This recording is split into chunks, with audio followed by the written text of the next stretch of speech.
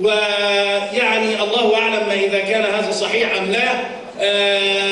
يعني الأحواز يعتبروا أحفاد قطز، فهناك ما يدلل على أن قطز من الأحواز، فالفرس لن يكونوا أشد ضراوة من التتار، ونسأل الله عز وجل أن نشارك في ذلك في رد الهجمة الفارسية عن الدول العربية. وجزاكم الله خيرا، والسلام عليكم ورحمة الله وبركاته.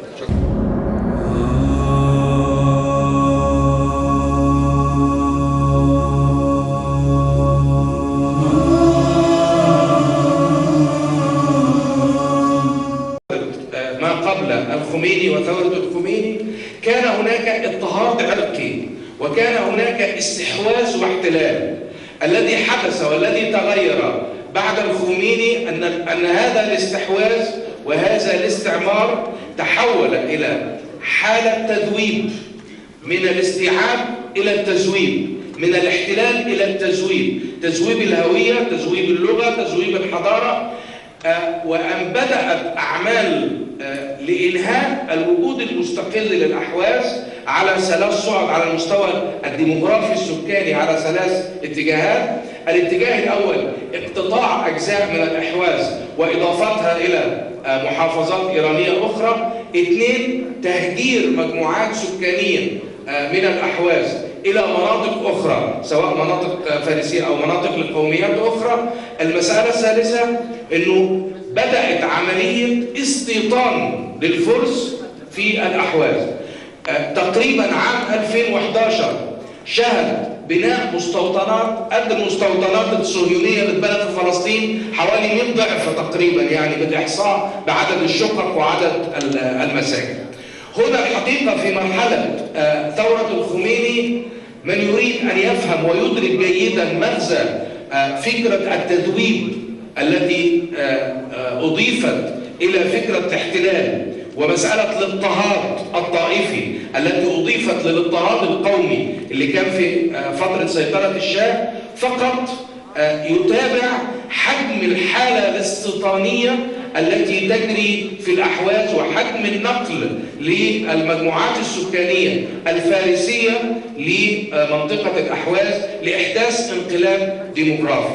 المسألة التي تغيرت أن إيران استفزت حقيقة دول الخليج ما بعد ما حدث في البحرين، والدور الإيراني في اليمن، والدور الإيراني في كثير من المناطق في بعض دول الخليج، الدعم ومحاولة تفكيك المجتمعات، والذي يصل حتى إلى محاولة ابتلاع الدول. أنا أعتقد أن هذا وفر ظرفا مختلفا.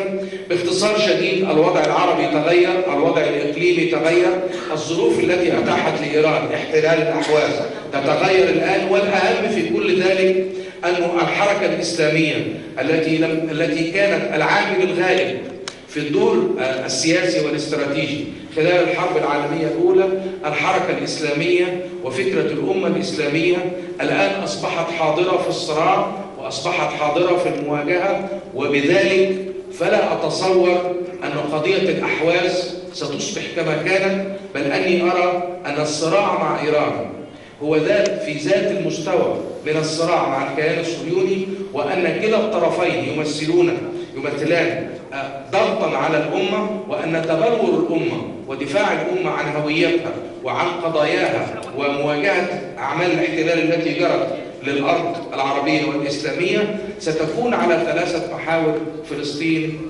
الأحواز، كشمير. وتلك القضايا الرئيسية هي ما ستلخص في النهاية نجحت الثورات العربية أن لم تنجح، عدنا إلى فكرة الأمة الإسلامية أم سنظل متفرقين. وأشكر حضراتكم شكرا جزيلا.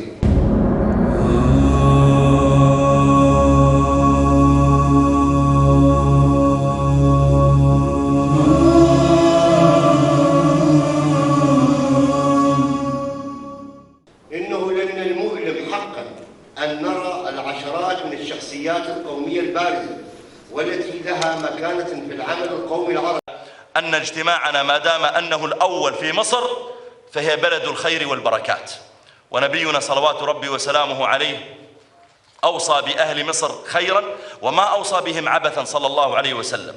وربنا جل في علاه لما ذكر مكة قال سبحانه وتعالى: لتدخلن المسجد الحرام إن شاء الله آمنين.